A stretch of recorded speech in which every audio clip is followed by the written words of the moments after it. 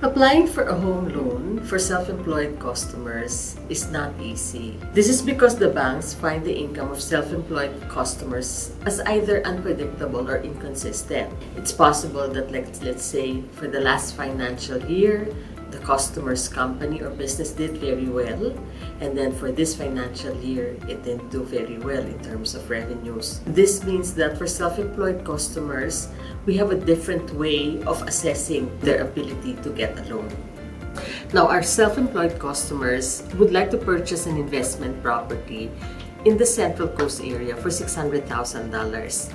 The male applicant owns a business, and both the male applicant and the female applicant receive an income under the discretionary trust owned by the male applicant. And so in this instance, we are using the income that they both receive from the trust. The male applicant works for the business, he's a builder, and the goal for him is to purchase this investment property and then renovate the property and then eventually rent it out as an investment property.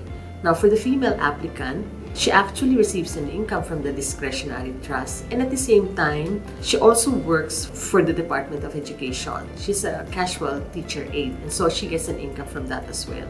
And so using all the incomes from the trust and from the female applicant's PAYG income, it is possible for them to actually get the loan for the investment property.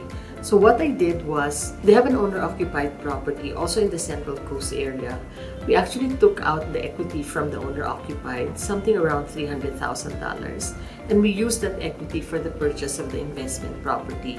For the investment property, we did it as an 80% loan-to-value ratio. So for the $600,000 purchase, we used $120,000 from the cash out of the $300,000, and then at the same time, there was stamp duty cost of around $20,000. So $120,000 for the 20% deposit for the investment property plus $20,000 for the stamp duty. We needed $140,000 for this purchase.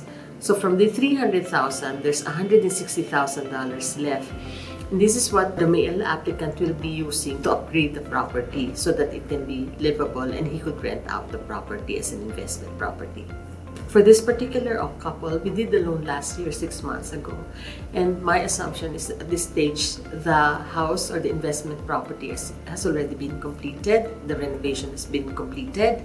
And it should be renting out at $600 a week by this stage. So this is one example of a successful loan for self-employed clients using the income from the trust for them to be able to get a loan to purchase an investment property.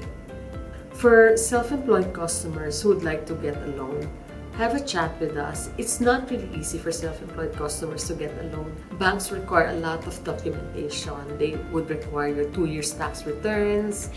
If it's a company, they require the company tax returns. And if the company pays wages, they would like to see the personal tax returns. Banks right now understand most businesses suffered during the pandemic. And so the revenues of those businesses have dropped. But they also know that in the last financial year, numbers have improved, business has improved. And it is possible that your tax returns for the last financial year are so much better than the previous years. Have a chat with us. Banks understand this. And then if we are able to isolate your income for just the last financial year, for you to be able to get a loan, either for owner-occupied purchase or for the purchase of an investment property, have a chat with us. We know which banks to go to depending on the situation that you're in. My name is Maria Papa. You can give me a call at 04301-44008, or you can email me at mpapa@maverickfinance.com.au.